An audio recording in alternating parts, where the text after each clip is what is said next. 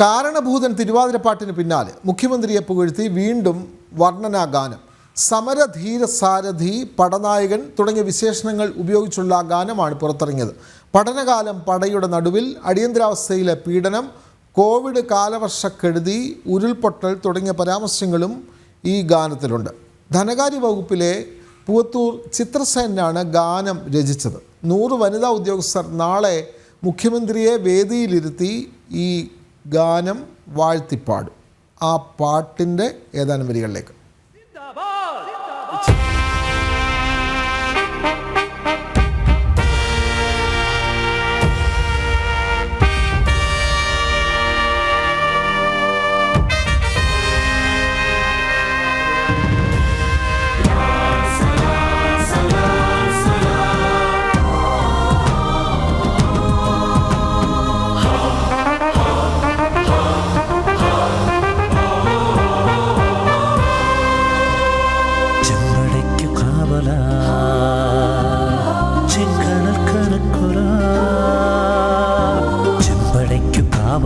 ചെങ്കനൽ കണക്കൊരാൾ ചെങ്കൊടിക്കരത്തിലേന്തി കേരളം നയിക്കയാ.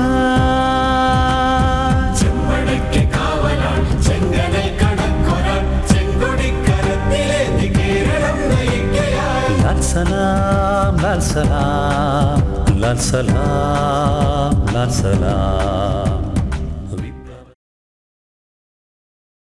5 മിനിറ്റോളം നീളുന്ന ഗാനമാണ്. അതിൻ്റെ ഏതാനും വരികൾ മാത്രമാണ് നമ്മൾ കേട്ടത്. മുഖ്യമന്ത്രിയെ അടിമുടി പുകഴ്ത്തുന്ന, മുഖ്യമന്ത്രിക്ക് വീര പരിവേഷം നൽകുന്ന വർണ്ണനാ ഗാനമാണ് ഒരു സർക്കാർ ഉദ്യോഗസ്ഥൻ എഴുതിയിരിക്കുന്നത്. ഇത് ഏത് ചെലവിൽ ഉൾപ്പെടുത്തും തുടങ്ങിയ കാര്യങ്ങളൊന്നും അറിയില്ല.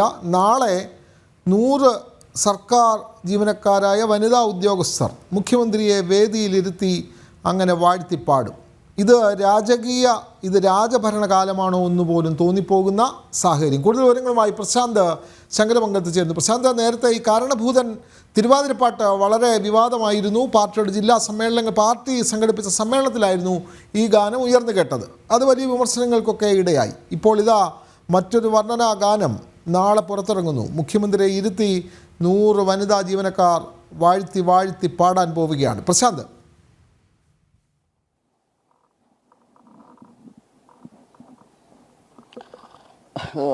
വിനോദ, ഈ പിണറായി വാഴ്ത്തലിന് അറുതിയില്ല എന്ന് തന്നെ വേണം ഈ ഗാനത്തിലൂടെ നമുക്ക് മനസ്സിലാക്കാൻ സാധിക്കുന്നത്. വാഴ്ത്തൽ എന്നൊക്കെ പറയാൻ കഴിഞ്ഞു കഴിഞ്ഞാൽ ഇതിനെയൊക്കെയാണ് പറയേണ്ടതെന്ന് വേണമെങ്കിൽ പറയേണ്ടിയിരിക്കുന്നത്. കാരണം ഈ CPM ഒരു നയമുണ്ട്. CPM പാർട്ടിയുടെ ചില ചിട്ടവട്ടങ്ങളൊക്കെ ഉണ്ട്. ആ ചിട്ടവട്ടങ്ങളെല്ലാം കാറ്റിൽ പറത്തിക്കൊണ്ടാണ് ഇത്തരത്തിലുള്ള വാഴ്ത്തുപാട്ടലുകൾ ഉണ്ടാകുന്നതെന്നാണ് ഏറ്റവും രസമുള്ള കാര്യമെന്ന് പറയുന്നത്. നമുക്കറിയാം, ഈ കാരണഭൂതൻ തീർത്ത അലയൊലികൾ, വിമർശനങ്ങൾ, പരിഹാസങ്ങളൊക്കെ കേരള സമൂഹം കണ്ടതാണ്. അതിനുശേഷമാണ് ഇപ്പോൾ വീണ്ടും ഒരു പിണറായി പാട്ട് വന്നിരിക്കുന്നത്. പിണറായിയെ വാഴ്ത്തിക്കൊണ്ടത് ചെയ്തിരിക്കുന്നത് സെക്രട്ടേറിയറ്റ് എംപ്ലോയീസിലെ CPM സംഘടനയുമായി ബന്ധപ്പെട്ടുള്ള ഉദ്യോഗസ്ഥരാണ്. അതോടൊപ്പം തന്നെ സെക്രട്ടേറിയറ്റ് എംപ്ലോയീസ് അസോസിയേഷൻ എന്ന് പറയും. ആ അസോസിയേഷൻ്റെ ഒരു 100ാം ഇതുമായി ബന്ധപ്പെട്ടുള്ളൊരു ഈ അസോസിയേഷൻ്റെ ഭാഗമായിട്ട് നടക്കുന്ന ഒരു ചടങ്ങുണ്ട്. സ്ഥാപക മന്ദിരത്തിൻ്റെ ഉദ്ഘാടനം. അതിനോടനുബന്ധിച്ചിട്ടാണ് ഇത്തരത്തിൽ ഒരു പാട്ട് ചിട്ടപ്പെടുത്തിയെടുത്തത്. അതോടൊപ്പം ഈ സെക്രട്ടേറിയറ്റ് തന്നെ ധനകാര്യ വകുപ്പിലെ ഉദ്യോഗസ്ഥൻ ആണിത് ഇതിൻ്റെ രചന നടത്തിയത്, ഇതിൻ്റെ സംഗീതം നടത്തിയത് മറ്റൊരു ഉദ്യോഗസ്ഥരാണ്. ഇങ്ങനെയൊക്കെയാണ് ഇതിൻ്റെ ഒരു സ്ഥിതിവിശേഷം എന്ന് പറയുന്നത്. നമുക്കറിയാം, പൂർണ്ണമായിട്ടും അതൊരു വലിയ പിണറായി വാഴ്ത്തൽ എന്ന് തന്നെ പറയേണ്ടിയിരിക്കുന്നു. അടിമുടി പിണറായി വാഴ്ത്തലാണ് ഈ പാട്ടിൽ ഉടനീളം കാണാൻ കഴിയുന്നത്. ഇതിൽ വിമർശനങ്ങളും ഇപ്പോൾ ഉയർന്നു വരുന്നുണ്ട്. അതായത് ഈ സംഘടനയിലെ ഇടത് സംഘടനയിലെ ചില ഉദ്യോഗസ്ഥരാണ് ഇതിന് നേതൃത്വം നൽകുന്നത്. അതിൽ പിണറായി പക്ഷത്ത് നിൽക്കുന്ന ചില ഉദ്യോഗസ്ഥരാണ് ഇപ്പോൾ ഇതിൻ്റെ പിന്നിലെന്നാണ് അറിയാൻ കഴിയുന്നത്. നിലവിൽ ഈ സെക്രട്ടേറിയറ്റ് എംപ്ലോയീസ് അസോസിയേഷൻ്റെ സ്വാധീനം എന്ന് പറയുന്നത് P. ഹണി എന്ന് പറയുന്ന ഒരു ഉദ്യോഗസ്ഥനാണ്. അദ്ദേഹത്തിനാണ് ഈ മുഖ്യമന്ത്രിയുടെ പിന്തുണ അദ്ദേഹത്തിനാണ്. അപ്പോൾ അതുകൊണ്ട് തന്നെ മുഖ്യമന്ത്രിയെ കുറച്ച് സുഖിപ്പിച്ചേക്കാം, അല്ലെങ്കിൽ മുഖ്യമന്ത്രിയെ ഒന്ന് പിന്തുണ ലഭിക്കുന്നതിന് വേണ്ടിയിട്ടൊക്കെയാണ് ഇത്തരത്തിൽ ഗാനം ചിട്ടപ്പെടുത്തിയെന്നടക്കമുള്ള ആക്ഷേപങ്ങളും ഉയർന്നുണ്ട്. എന്തായാലും പാർട്ടിയിലും ഇത് വലിയ വിമർശനങ്ങൾക്ക് ഉയർത്തുന്നുണ്ട്. അതായത് പാർട്ടി മാനദണ്ഡങ്ങളും ഒക്കെ ലംഘിച്ചുകൊണ്ട് ഇങ്ങനെയൊക്കെ ഉണ്ടാകുന്ന വാഴ്ത്തൽ, അതായത് വ്യക്തി ആരാധനയൊക്കെ ഉണ്ടാകുന്നത് വലിയ നാണക്കേട് ഉണ്ടാക്കി തീർക്കുന്ന സാഹചര്യമുണ്ട്. നമുക്കറിയാം പണ്ട് പി ജയരാജനെ ഒരു വ്യക്തിയാരാധന ഗാനം പി ജയരാജനെ പൂഴ്ത്തിക്കൊണ്ടൊരു ഗാനം വന്നിരുന്നു. അതിനെതിരെ മുഖ്യമന്ത്രി അടക്കമുള്ളവർ രൂക്ഷമായ ഭാഷയിൽ പൊതുമധ്യത്തിൽ വിമർശിക്കുന്ന സാഹചര്യമൊക്കെ ഉണ്ടായിരുന്നു. അതിനുശേഷമാണ് മുഖ്യമന്ത്രിയെ പുകഴ്ത്തിക്കൊണ്ട് ഇത്തരത്തിൽ വീരാരാധനാ ഗാനം വന്നത്.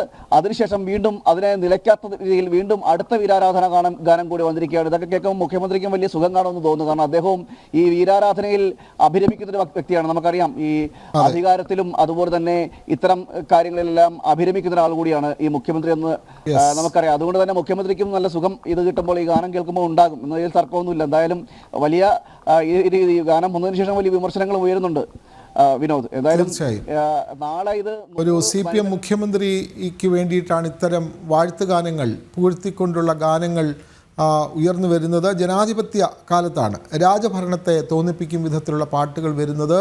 കുഞ്ഞൻ നമ്പ്യാരുടെ കാലത്ത് ഇത്തരം പാട്ടുകൾക്ക് വിമർശനം അദ്ദേഹം പോലും പറഞ്ഞിരുന്നു. ദീപസ്തംഭം മഹാചര്യം നമുക്കും കിട്ടണം പണം എന്നായിരുന്നു അന്ന് കുഞ്ഞൻ നമ്പ്യാരുടെ വിമർശനം. പക്ഷേ ഇന്ന് വിമർശിക്കാൻ അത്തരം കവികളില്ല എന്നുള്ളതാണ് കാലത്തിൻ്റെ വിധി വൈപരീത്യം. വിവരങ്ങൾ നൽകുകയായിരുന്നു പ്രശാന്ത്.